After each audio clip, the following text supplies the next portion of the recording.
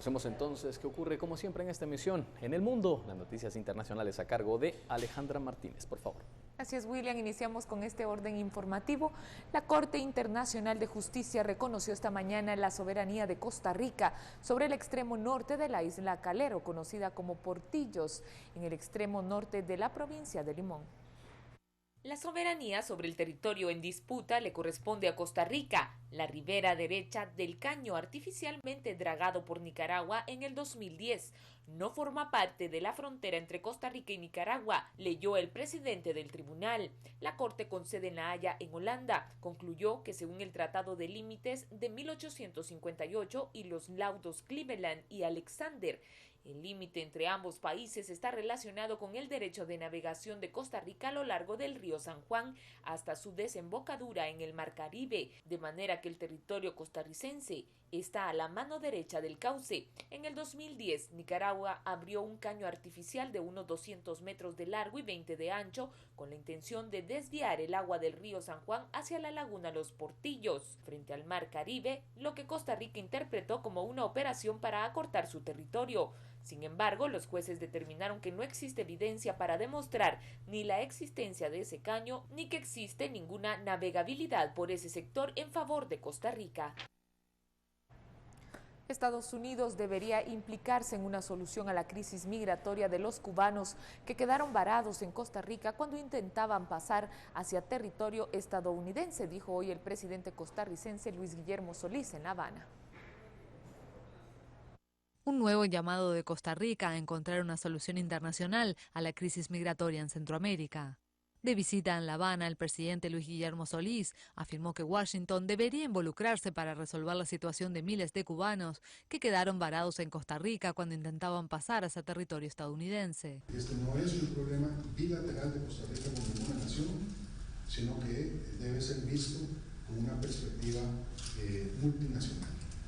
Aquí estamos involucrados todos los países que de alguna manera tenemos algo que ver con esta migración, incluidos ciertamente los Estados Unidos. Nicaragua cerró el paso fronterizo dejando varados en Costa Rica a unos 4.000 cubanos que buscaban viajar por tierra hacia Estados Unidos. Las autoridades costarricenses improvisaron albergues en escuelas e iglesias para alojarlos. Las gestiones de Costa Rica con Guatemala y Belice para trasladarlos por avión a alguno de esos países se vieron frustradas por su negativa de permitirles el paso, mientras México ha dicho que aceptaría darles tránsito por su territorio solo si ingresan por tierra. Manifestantes protestaron en La Paz contra un proyecto de ley de cambio de identidad y sexo de personas transexuales y transgénero, presentado por el Ejecutivo en Bolivia. Cristo vive. Este colectivo de religiosos reparte panfletos en La Paz en contra de un proyecto de ley presentado el mes pasado en Bolivia. La iniciativa prevé el cambio de identidad y de sexo de personas transexuales y transgénero. Se entra esta ley del tercer sexo que no pareciera tan grave, después va a venir la ley de la aprobación del matrimonio homosexual y de ahí van a abrir un poquito más la puerta para que se cuele al fin la ley del aborto. El gobierno explicó que la propuesta busca establecer el procedimiento para el cambio de datos, nombre y sexo para transexuales y transgénero y así facilitar estos trámites. Y agregó que una propuesta en relación al matrimonio entre personas del mismo sexo aún no existe. Estamos aquí porque tú nos has convocado, Señor. Y has establecido a la familia como el fundamento de toda la sociedad, Señor. No estamos acá contra un sector.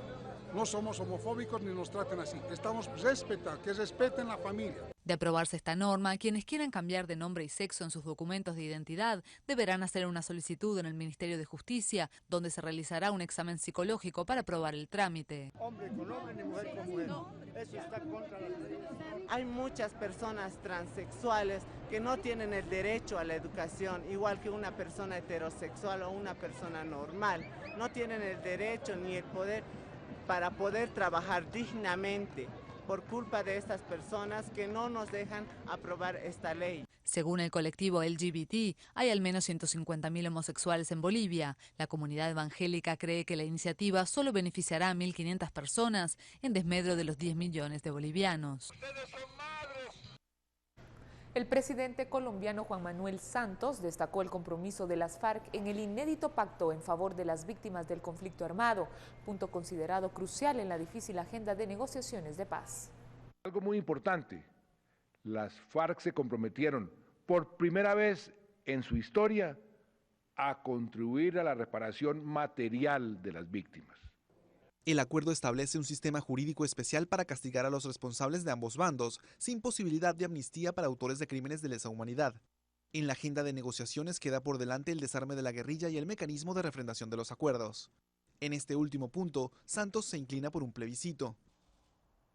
Cuando logremos el acuerdo final, que debe ser en menos de 4 meses, cumpliré mi promesa y serán ustedes, los colombianos, los que decidan si lo aprueban o no.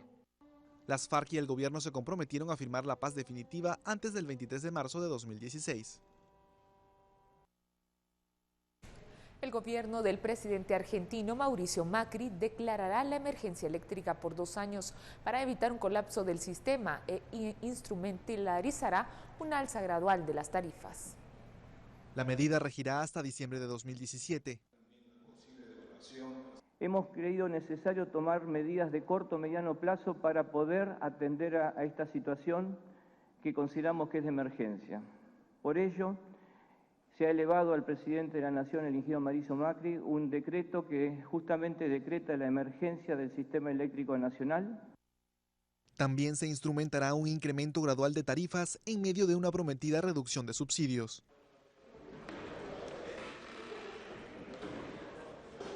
El oficialismo venezolano llamó a una rebelión frente a las políticas que impulsará la oposición en el futuro parlamento y convocó a la Asamblea Nacional a sanciones maratónicas para nombrar magistrados antes de ceder en enero el control al legislativo. Acusa a sus adversarios de pretender privatizar el país apenas asuman el legislativo. Pidió defender en la calle las conquistas sociales alcanzadas en 16 años de gobierno chavista. No vayan a creer que esto se queda así, ¿no? Esto no se queda así. Nosotros vamos a cambiar esta situación y no le vamos a permitir a la derecha que consolide su golpe electoral. Así lo digo, no le vamos a permitirlo. El actual parlamento de mayoría chavista realizó su última sesión este martes, pero su titular convocó a sesiones extraordinarias para elegir a magistrados del Tribunal Supremo.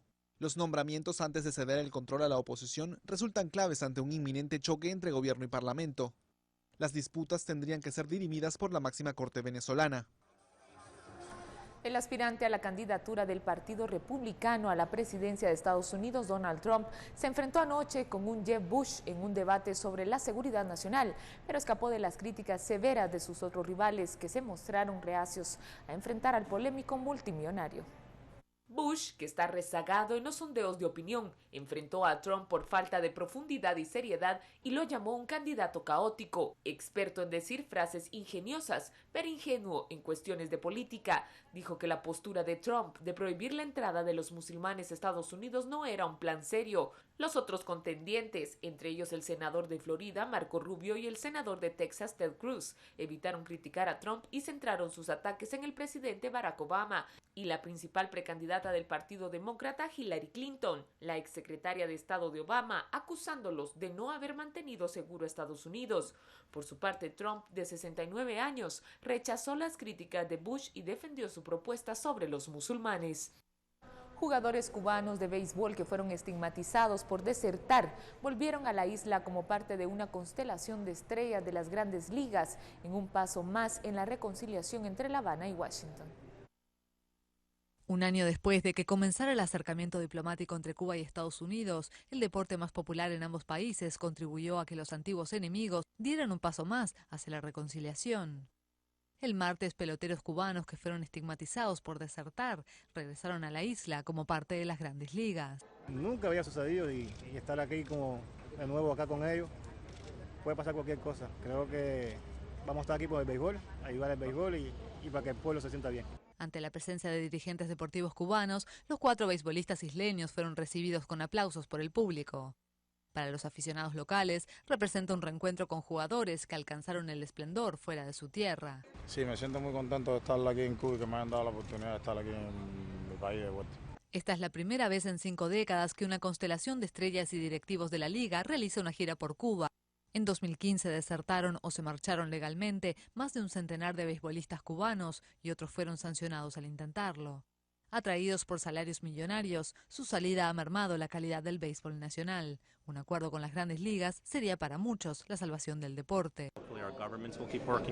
Esperamos que nuestros gobiernos sigan trabajando en eso y que un día tengamos un sistema para que los cubanos puedan jugar en las grandes ligas sin atravesar el inseguro y duro proceso que muchos han experimentado en los últimos años.